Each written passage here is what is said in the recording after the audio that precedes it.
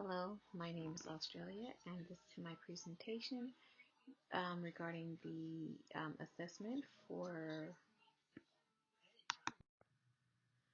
Welcome to the Community Needs Assessment for the homeless population in Contra Costa County. The purpose of this community needs assessment is to address and identify inadequate shelters and organizations as well as services within the Contra Costa County. Particularly within the homeless community, this assessment focuses on the lack of services provided to individuals and families who are in need. This data was gathered to be tracked and analyzed in a credible way to measure progress and success or lack of it. The sample conducted reflects obtaining statistics and real-life experiences for the oppressed and vulnerable populations. Data collected was obtained through answering a series of questions and compared to all three organizations and see the similarities and the differences that each organization may provide. This allowed me to analyze each organization and be able to see which missions correlate with the goals of each organization. Through this analyzation, I was able to depict which organizations are more capable and which ones are less capable of servicing the homeless population. This data collection allowed me to understand each organization has their own missions and will provide different results. This is part of the reason of the community assessment to address which programs are underserving oppressed population groups, which mainly affects minorities and people of color.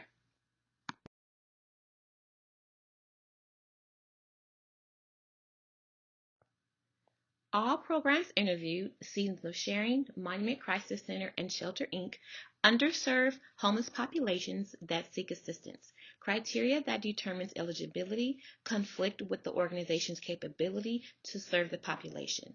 This means not all potential clients can be serviced or assisted based on their individual demographics, which influence inequity.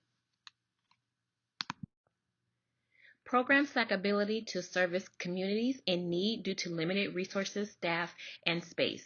Due to COVID-19, organizations are unable to assess individuals and families with their normal process to properly service clients. Organizations collaborate with stakeholders in an attempt to minimize the limited services provided for those in need. Recommendations that will be vital to this community assessment recommendation would be to maintain performance indicators to promote or provide accommodation for all. This includes developing a provincial and affordable housing framework agreement, target more investments towards the homeless population, implement housing and services benefits to accommodate those facing crisis situations, and lastly, allow eligibility criteria to become less strict and compromised on a case-by-case scenario. Recommendations can also include remaining relevant to what the current events and topics are going on in the world today, offering an abundance of resources and services to all populations and not specified to just homeless will expand the organization's initiative and their overall mission of their company. By targeting more investment towards homeless populations, we as a community are coming together in solidarity to combat a global crisis. Through completion of the assessment, organizations are informed to improve the well-being of the community they service. Through shared findings, they are also able to adapt a newer and efficient way to approach vulnerable populations such as homelessness. This ultimately will enhance the overall well-being of not only individuals and clients and their families, but also the community as a whole. Due to COVID-19, restrictions on providing shared findings in person limits us to basically submit an email to share the findings and what I came up with as far as improving the overall services that the programs offer. Key factors that made this assessment successful and effective was the support and participation from organizations. Teamwork produced questions that received positive feedback in efforts to better serve communities. COVID-19 has also hindered the effectiveness of this assessment by social distancing and lack of staff to accommodate the assessment. During this assessment, I was also hindered by the lack of staff and their availability to assist me with the assessment. Due to short staff and some offices not being able to be open and service the community and public, I depended on emails and phone calls during this crisis. This influenced longer waiting period and withholding the information that I needed to obtain to complete the assessment. The key questions asked could only be answered by competent staff who were able to thoroughly answer the questions and provide the company's mission and goals effectively. With the successful teamwork from the organizations interviewed, I was better equipped to get a better feel of the questions that pertain to my questioning on how each organization thrives. Steps that could be taken in the future to address these hindrances could be more communication through media or through email.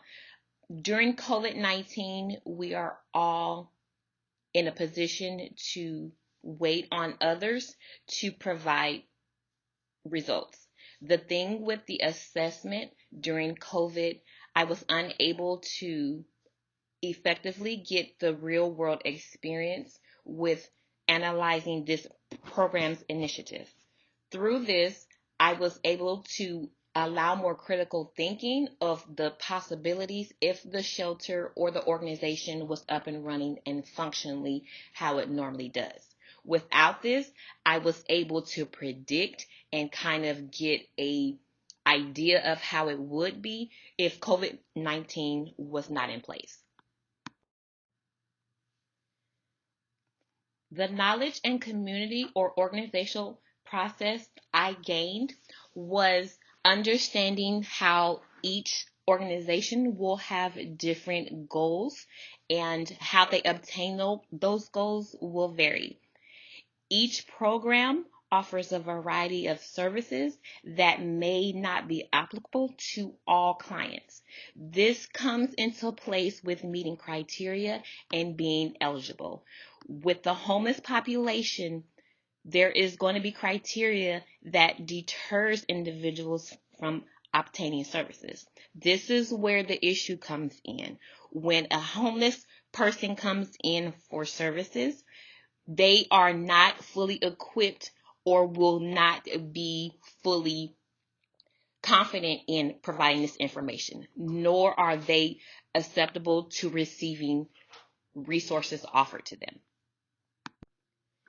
This experience has allowed me to keep in mind of the code of ethics, NASA's code of ethics every day, and to strive to enhance the well-being of individuals, families, and clients. Not only will I practice this in my profession, but also in my personal life as it pertains to all individuals. With this mindset, I am better influence to allow others to become empowered, not only through social development, but through self-sufficiency. This assessment experience has provided insight as a future social worker to treat each client with respect and dignity, regardless of their situation. With the homeless population, individuals can lose focus and lose confidence in self-sufficiency without adequate encouragement. This experience has also motivated me to remain compassionate about my field of study and strive to empower those who feel less empowered. I have also been reminded of the positive service I will provide not only to be an overnight success, but with each day a step closer is made to improve lives. I chose to do my assessment, the community needs assessment, on Contra Costa County, as I am born and raised in this county, and it is important to me to become informative and allow myself to share the resources that individuals may need. Having friends and family members who have been homeless or have been displaced or with lack of shelter allows me to become not only effective in providing resources, but allowing them to feel comfortable and questioning what services are available to them. Through encouragement, clients are able to feel confident that becoming homeless is not the end of the world. A lot of people experience hardships, and through encouragement and empowerment, they get back to their self-sufficiency and they're able to become stable and live an everyday life. It is important to be reminded the primary mission of the social work profession is to enhance human well-being and help meet the basic human needs of all people, with particular attention to the needs and empowerment of people who are vulnerable, oppressed, and living in poverty. Social workers must always consider promoting social justice and social change with and on the behalf of all clients.